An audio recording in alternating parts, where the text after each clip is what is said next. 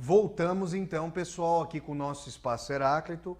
E hoje nós, como vocês sabem, desde o primeiro bloco, nós falamos hoje sobre o bom e velho escritor tcheco Franz Kafka, o nosso Francisco Kafka. Muito bem, eu falava ao fim do primeiro bloco que o Kafka é um grande autor para os meandros do poder.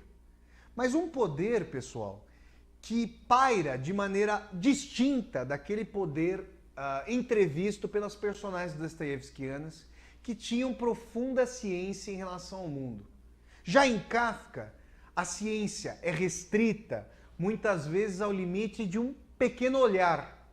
Só que isso não faz com que as roldanas do poder sejam sentidas como que à distância. Muito pelo contrário. O poder em Kafka é uma verdadeira onipresença.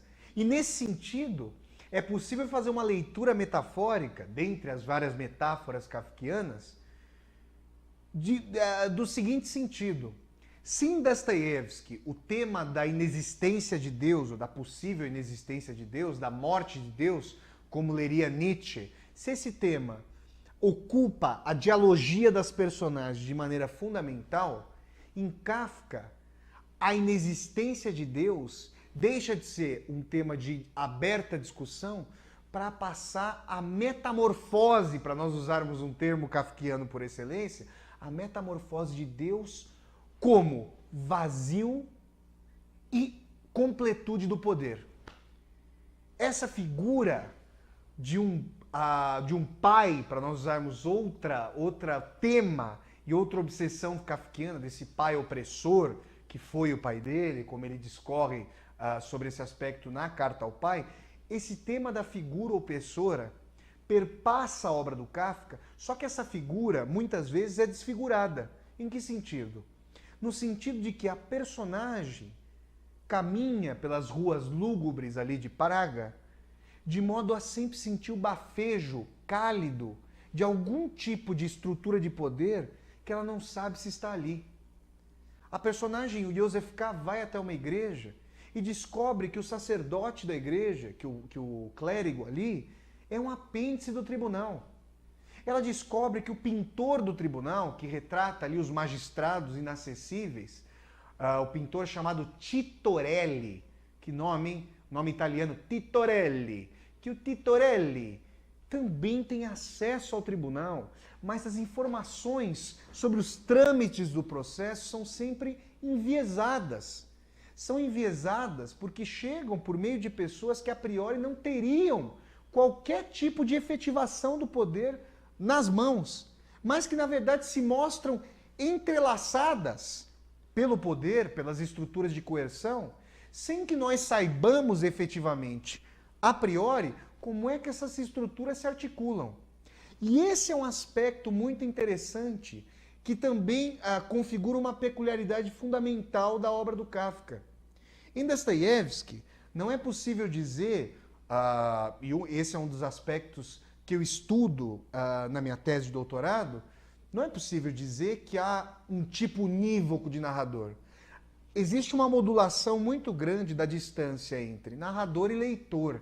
Isso oscila profundamente e gera uma série de implicações. Porém, no Kafka, existe uma fusão radical entre visão, ou na verdade não visão, do narrador em relação à personagem, e esse tipo de restrição é transferido ao leitor.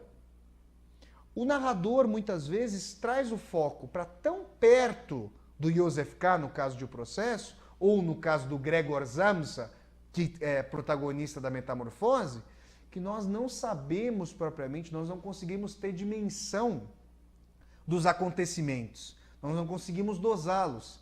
E é curioso que o Kafka vai lançar mão de uma série de procedimentos que nós poderíamos chamar de maravilhosos, porque completamente verossímeis, como, por exemplo, a transformação do Gregor Samsa em um inseto. Eu não vou usar o termo barata, porque esse não é o termo próprio do alemão para nomear o estado de metamorfose do Gregor Samsa. Mas, quando esses eventos despontam, o estilo telegráfico, sintético, naturalizador das inverossimilhanças, mas sobretudo célere das frases, já nos consumiu. Vejam, esse é um exercício interessante. Leiam, por exemplo, um Thomas Mann, que foi inclusive contemporâneo do Kafka. Leiam um Balzac, um Honoré de Balzac, um Dostoiévski, um Victor Hugo, né? O Balzac, escritor francês, o Victor Hugo, francês, o Thomas Mann, alemão. Leiam Dostoiévski, o russo sobre quem a gente vem falando aqui no programa, e percebam que em vários momentos, aquela atitude do leitor que coloca o livro sobre o peito, mesmo no estado de leitor arfante, por conta da vertigem da narrativa, esse procedimento de distância reflexiva sobre o texto é muito mais próprio para esses escritores caudalosos, muitas vezes dialógicos, filosoficamente configurados em termos de um corpus de reflexão, do que para o Kafka. Não que não se possa, isso é obviamente que se pode fazer uma parada da leitura para se refletir sobre o sentido de determinado trecho do Kafka. Mas isso muitas vezes se dá à revelia da dinâmica própria do texto. O que interessa mais para o Kafka é o encurtamento dessa distância entre narrador-personagem e narrador-personagem-leitor, para que nós sejamos não apenas cúmplices da tragédia que se abate sobre os Amsa da metamorfose e sobre o Joseph K. do processo, mas para que nós também sejamos vitimados, para que nós acompanhemos o processo e a metamorfose, ou para nós fundirmos aqui as questões, o processo da metamorfose como personagens que nos plasmamos. Isso é fundamental, por quê? Porque esse encurtamento não é um encurtamento de conteúdo apenas, ou seja, o autor tenta discorrer sobre essa perda de ciência, essa perda de consciência, mas ele produz uma forma que torna esse aspecto literariamente válido, artisticamente efetivo. Então, pessoal, quando nós pensamos, por exemplo, em Joseph K., muitos vão sentir algo como uma aversão. Mas como? Como ele pode aceitar propriamente a guilhotina do processo? Ele teria que debater isso até o fim. Ele jamais poderia vivenciar esses aspectos do processo como se eles fossem uma inexorabilidade, uma inevitabilidade. Mas é curioso, pensemos aqui sobre uma situação extremamente atual do estado de São Paulo. A gente vive a iminência de uma crise de abastecimento de água. E nós podemos falar aqui sobre vários aspectos. Porque estamos vivendo uma seca e essa seria a causa mais emergencial e imediata desse problema que ocasionaria a falta de abastecimento de água. Mas é interessante pensar que se eu perguntar a vocês, se vocês perguntarem a mim, como se dá o abastecimento de água da cidade de São Paulo, eu certamente não saberia dizer. Aí vocês vão falar, olha, mas isso não nos interessa, desde que nós abramos a torneira e dela sai água, isso não nos interessa. Mas não é curioso que a insciência em relação aos meios que trazem água para nós, também essa insciência nos leve a padecer por essa falta d'água? O mesmo exemplo pode ser utilizado em relação à luz. Esse estúdio aqui está repleto de luzes, vocês não podem ver, mas eu estou olhando aqui para elas agora, e eu não faço a mínima ideia, ou posso imaginar por um conhecimento rudimentar de física, não faço a mínima ideia de como a luz está abastecendo esse estúdio. É como se a técnica, é como se a rede de poderio social se emancipasse dos próprios agentes que, com seu trabalho, abastecem essa riqueza. Em determinados momentos, essa pujança social, esse poderio que é formado pela riqueza que nós produzimos, se volta contra nós. Eu faço uma parte aqui no debate kafkiano, mas é uma parte kafkiana, como vocês vão ver, para levar vocês ao último filme da trilogia do Matrix. Quem assistiu lá o Matrix Revolutions, que é o último filme do Matrix, pode-se lembrar de um diálogo extremamente interessante entre o Neo, que é ali o The Chosen One, o escolhido para ser o redentor da Matrix, o Messias, digamos assim, e o oráculo da cidade que estava sendo invadida naquele momento pela rebelião das máquinas. Em determinado momento, o Neo está discutindo com o oráculo, ele vai até a casa de máquinas da cidade, e ele vai até lá, o oráculo está parado na casa de máquinas, e o Neo começa a estabelecer uma conversação com ele, conversação que é muito interessante para nós nesse paralelo kafkiano. Por quê? Porque o oráculo observa, e essa conversação é mais dostoiévskiana do que propriamente kafkiana. Vocês vão ver já por quê. O oráculo observa as máquinas e suspira com ironia. Ele se volta para o Neo e diz: olha que interessante, que curioso. Nós aqui estamos tentando nos proteger das máquinas, e essas mesmas máquinas, só que na sua versão antiga, ou seja, sem a consciência da liberação, daquelas máquinas que haviam se voltado contra o homem, contra os homens, essas mesmas máquinas aqui que eu observo agora na casa de máquinas, o oráculo dizendo, são essenciais para a nossa sobrevivência. Isso não te parece um grande paradoxo, uma grande ironia, uma grande tragédia, Neo? O oráculo fala para o Neo. E o Neo se volta para ele com aquele otimismo histórico, com aquele otimismo, digamos, do Messias, e fala: não, mas nós temos consciência efetiva e, se nós quisermos, nós podemos puxar a tomada dessas máquinas e nós podemos retomar o nosso poderio sobre elas. E aí, pessoal, é que entra a profunda ironia de toda essa discussão. Por quê? Será mesmo possível abrir mão das máquinas que acabaram forjando aquilo que nós consideramos como natural na vida social? É claro que o oráculo ironiza o Neo por essa colocação, mas isso traz um paralelo para nós em relação à discussão que eu venho estabelecendo aqui. A mesma sociedade capaz de mover um rio, de fazer uma transposição de um rio, pode padecer por falta d'água. A mesma sociedade capaz de colonizar um outro planeta não consegue solucionar, e até o momento histórico não conseguiu, apesar de todos os movimentos utópicos fundamentais para a tentativa de progressão humana, a mesma humanidade não conseguiu resolver o problema da fome, da desigualdade e da democratização do poder.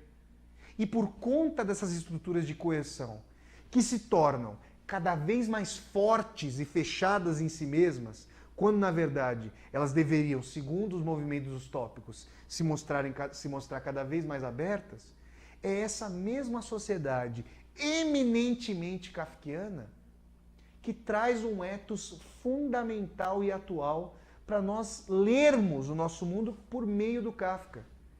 Nós, assim como Joseph K., podemos estabelecer, e isso também já não faz parte do espírito da nossa sociedade, sobretudo em um país com pouquíssima educação socialmente gerida, como é o Brasil, já não faz parte do nosso rol de distinção, de um rol de complexidade social, o entendimento profundo do mundo. As nossas vivências são cada vez mais epidérmicas, superficiais. E nesse sentido, quem não se colocaria como uma metamorfose de Joseph K? Como alguém que padece como Gregor Samsa, o inseto preso em seu quarto, sofrendo as ingerências do mundo, de todos os sentidos, e não entendendo como é que a guilhotina caiu naquele momento e daquela forma. É nesse sentido que a perspectiva kafkiana apresenta para nós uma série de possibilidades de leitura. E isso é importante, pessoal, porque quando eu falo aqui em atualidade da obra, é importante frisar que, diferentemente da noção de obra encerrada em si mesma, eu falo de uma concepção aqui de obra aberta, não no sentido do Humberto Eco, com a sua famosa obra, que ensejaria uma série de leituras, possibilidades múltiplas de interpretação. Não é esse bem o meu sentido. Eu pertenço, eu não gosto muito desse termo de pertencimento, mas eu me aproximo de uma tradição de entendimento artístico, filosófico, que tenta acompanhar a disciplina da obra, sua forma de constituição, de modo a perceber como é que a história que é lida pela obra, mas também se insinua por meio da obra, consegue fazer com que essa obra se transforme e não seja idêntica para os diferentes leitores das diferentes épocas. Me parece, nesse sentido, que o Kafka se metamorfoseou ele mesmo. Kafka, que quando eu falo, vale dizer, eu falo da obra do Kafka. O que ela pode trazer para nós? Bom, de acordo com a discussão que foi feita aqui nesse nosso Espaço Heráclito, o processo, a metamorfose, que foram as duas obras que eu mencionei, mais o processo aqui no nosso debate, podem trazer elementos para nós questionarmos a nossa pujança social. Vale frisar que nós estamos no país de quinto maior PIB do mundo, e isso já é um dado kafkiano, porque contrastar esse número do quinto com a realidade brasileira, com o tipo de poder que se matiza entre as classes sociais brasileiras, já é um expediente eminentemente kafkiano. Então, nesse sentido, pessoal, o que é importante, o que me parece importante frisar como atual da obra do Kafka? Esse aspecto de que a perda de consciência social, a perda de validade das grandes leituras, traz para nós um poder cada vez mais rente, cada vez mais introjetado, uma somatização completa. Nesse sentido, um dos possíveis desdobramentos kafkianos, se nós quiséssemos perguntar como seria uma personagem kafkiana da contemporaneidade, é a personagem depressiva, é o estágio agonizante final do Joseph K., aquele que já sequer se debate contra esse processo grandioso e terrível que nos acomete. Essa é uma possível leitura de um desdobramento em termos de personagem kafkiana. Bom, pessoal, é óbvio que o Kafka, que já esteve presente aqui no Espaço Heráclito, eu já havia recomendado a leitura do processo para vocês e hoje fiz uma discussão sobre o Kafka em A Metamorfose e o Processo, de forma mais pormenorizada. É claro que o Kafka renderia uma série de programas do nosso Espaço Heráclito e, eventualmente, nós poderemos retomar a discussão desse grande autor aqui no nosso programa. Mas por hoje, e infelizmente nós temos que terminar, nós ficamos por aqui e nós nos encontraremos então na próxima segunda-feira com mais um Espaço Heráclito. Deixo aqui um grande abraço a vocês. Tchau, tchau, pessoal!